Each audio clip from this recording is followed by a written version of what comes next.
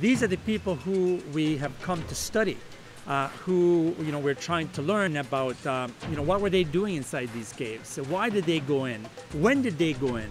What did they go in to do?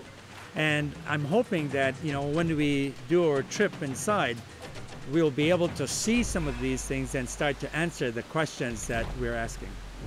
While there are thousands of caves throughout the world with captivating histories, Tunichil Muknal is extraordinary because it reveals many clues to the reasons that the ancient Maya may have fallen into decline. The ATM site has also revealed a cornucopia of skeletal remains, direct evidence of ritual human sacrifice. As I enter the mouth of this cave, I can't help but think about the scores of Mayans who swam into this very cave and never returned. Their lives sacrificed deep within the bowels of the cave in an effort to appease the gods. They were undoubtedly mothers, fathers, sons, and daughters. Did they go in willingly, or were they dragged into this cave kicking and screaming? This is how they would have entered the cave more than 1,000 years ago, huh? That's right. It's the main entrance into the cave, and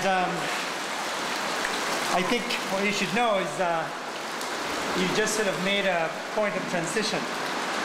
For the Maya, caves, especially the entrance of caves, were portals between the world that they lived in and the entrance to the underworld. So we're now well into the entrance to the underworld. This is the world of the gods. That's right. According to Dr. Awi, the significance was clear to those entering the cave. When things were not going well on Earth, the ancient Maya would venture into the spiritual world to make things right with the gods. The rituals which ensued included the offering of blood, which they believed provided sustenance to the gods. Here we have the small skull, and what's interesting on this skull is the hole that you can see on top of it. Obviously that was either caused because somebody hit it on the head, or it broke sometime posthumously. If that had happened before death, it would have had some evidence of bone growth as it tried to heal. So it is either the cause of death, or like I said, it happened sometime after death. This is a very, very young child, likely under a year old.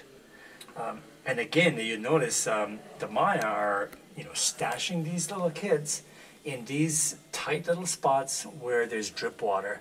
It's like it's an offering to the rain god. Because children were considered pure and virginal, they were the preferred sacrifice of Chak the rain god. And as we climb deeper into the cave, we discover even more sacrifices to Chak. This is revealing to archaeologists like Dr. Awi, who theorize ecological factors such as a great drought led to the collapse of Maya civilization.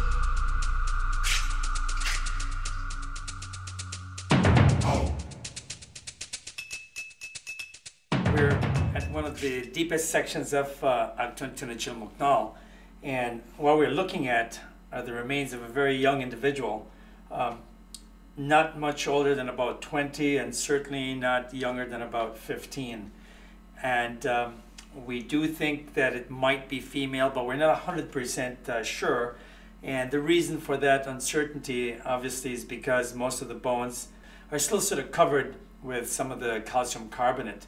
But for us, what's important is, what does this skeleton represent? Why is this individual here? Why are the Maya coming into places like this and, sacrificing these young people, their infants, children?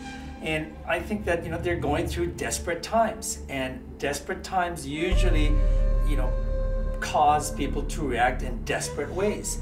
And so, they're coming in here and sacrificing these people. The people are the actual offerings to the gods. It's when things are tight, you pray, you look for divine intervention. You want your God to come and make things better. So I think it got to the point where these people were unable to feed themselves adequately, and the system started to fail. And you will leave. If you can't feed yourself and your family, you will go.